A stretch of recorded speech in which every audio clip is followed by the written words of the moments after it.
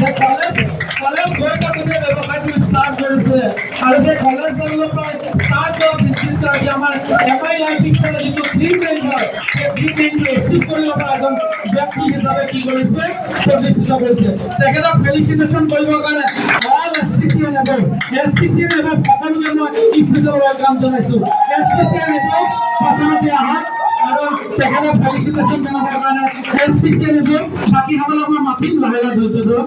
এছচিচিএন above সকলে সুন্দৰকৈ ফেলিচিটেশ্যন কৰিব। ব্ৰেণ্ড নিউ এনটিচি আব্দুল আলিম ছাৰক চিঞৰ বাখৰো নাইকিয়া হৈ গৈছে।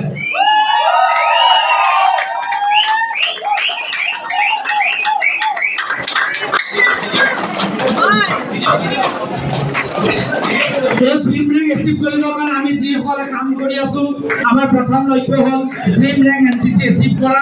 গতিকে আয়ুব ছাৰক সুন্দৰকৈ ফেলিচিটেশ্যন জনাইছে আৰু বাকী আমাৰ যিসকল আয়ুব ছাৰৰ শুভাকাংক্ষী আছে তেওঁলোকৰ টিমৰ এজন এজনকৈ হুলস্থুল নকৰিব, এজন এজনকৈ আহি সুন্দৰকৈ তেখেতক আপোনালোকে ফেলিচিটেশ্যন জনাওক। সকলোৱে সচিব লওক।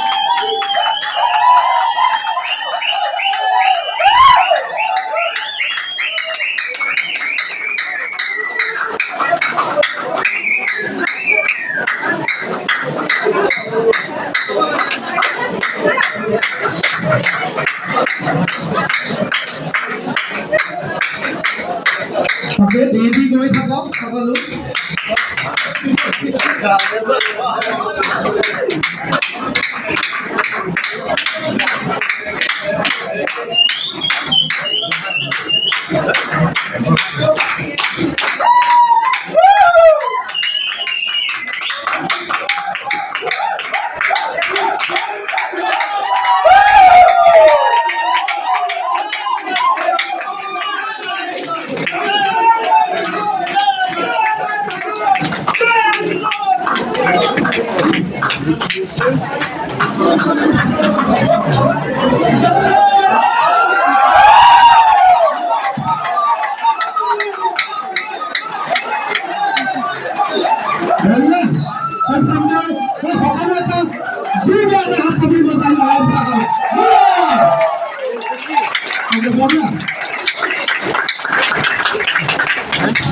সকলোৱে নিজৰ নিজৰ আসন লওক।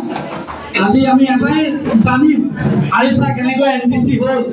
স্কুল কলেজ গৈ আছিলে, কলেজ গৈ থাকোঁতে ব্যৱসায়টো ষ্টাৰ্ট কৰিছে। ফ'ৰ্থ চেমৰ পৰা ষ্টাৰ্ট কৰা বিজনেছটোৱে আজি সেই ড্ৰিম ৰেংক এচিভ কৰালে আৰু খুব সোনকালে আমাৰ বিশ্বাস আছে এই এমআই লাইফ ষ্টাইলৰ জৰিয়তে উইকলি 2,10,000 সেই ইনকাম চুবলৈ গৈ আছে। খুব সোনকালে সেই ইনকামো চুবগৈ, সেইটো আমাৰ বিশ্বাস আছে। গতিকে এটা জোৰদাৰ